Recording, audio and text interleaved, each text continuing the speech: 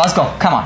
വലിയ തുളയുള്ളതാ. ഇതിന് പല സൈസിലുള്ള തുളയുണ്ട്. ഈ തുളകള് പല കളറിലുള്ള തുളകളുണ്ട്. പലയിടത്തും തുള ഉണ്ടാക്കാം. ഈ തുള കൂടെ ഊതാം, ആ തുള കൂടെ കൂക്കുടിക്കാൻ പറ്റും. അല്ല പിന്നെ അത് പറഞ്ഞു അതിന്റെ കണ്ണി കൂടെ നോക്കാൻ പറ്റും. ഇത് ആക്സോ ബ്ലേഡ് വെച്ചിട്ടാണ് നോർമലി കട്ട് ചെയ്യാറ്. എല്ലാരും പറഞ്ഞ ആ തോളെ കൂടെ വെള്ളം കടത്തി വിടാൻ പറ്റും. അത് വേണമെങ്കിൽ ഉരുക്കാം. Wait ഉള്ളതുണ്ട്, wait ഇല്ലാത്തുണ്ട്.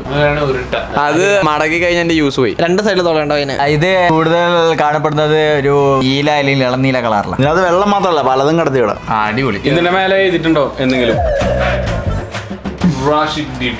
വൈ നീലക്കളറാണ് കൂടുതൽ കാണുന്നത് പറഞ്ഞത്. എന്റെ വാസ്കോ. എന്റെ മാസ്കോ. ഞാന് വക്രി എഴുതി. ഞാൻ വാസ്കോ. ഞാൻ മസ്കോ. നിന്റെ സാധനം എന്താ? സ്ട്രോ.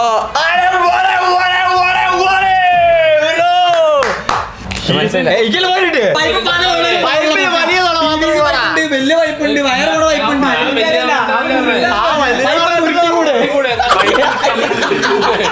ഇത് ടയറെന്ന് ഞാൻ വിചാരിച്ചു. ഓരോന്ന് വെച്ച് തരാവേ. ഇത് തിന്നുന്ന സാധനമാണ്. നല്ല പ്രോട്ടീൻ ഉണ്ട്. കുറച്ച് എക്സ്പെൻസീവ് ആണ്. ഒന്നിൽ കൂടുതൽ കളർ ഉണ്ടാവും. ഇതിന് തൊലിയുണ്ട്. ഇത് ഓവർ കഴിക്കാൻ പറ്റില്ല, മടുക്കും. മോർണിംഗ് ടൈമിലാണ് കൂടുതലും കഴിക്കുന്നത്. ചുട്ടെടുക്കാനും പറ്റും, വറക്കാനും പറ്റും. ഇതിനൊരു ഷേപ്പേ ഉള്ളൂ. ചിലത് കളർ ചേഞ്ച് ഒക്കെ വരും. ഇതൊരു മരത്തിന്ന് കിട്ടും.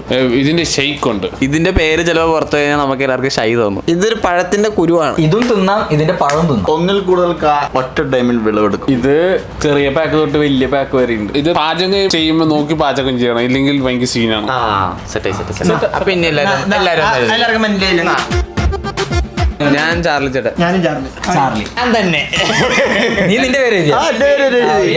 നിനക്കെന്താ കിട്ടി? ക്യാഷും കണ്ട്. നിനക്കെന്താ കിട്ടിയ? പഴം. ഇത് എഡിബിൾ ആണ്, എന്നുവെച്ചാ തിന്നാൻ പറ്റുന്ന.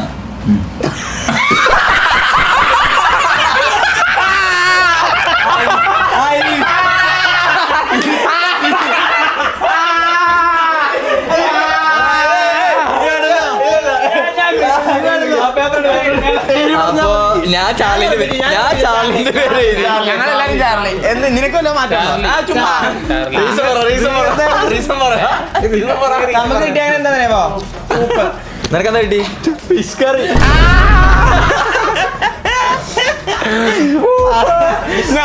ഇപ്പൊ മനസ്സിലായോ? ഫസ്റ്റ് കിട്ടുന്നതിന്റെ രോദന മനസ്സിലായില്ലേ? എന്തിന്റെ ചപ്പാത്തിന്റെ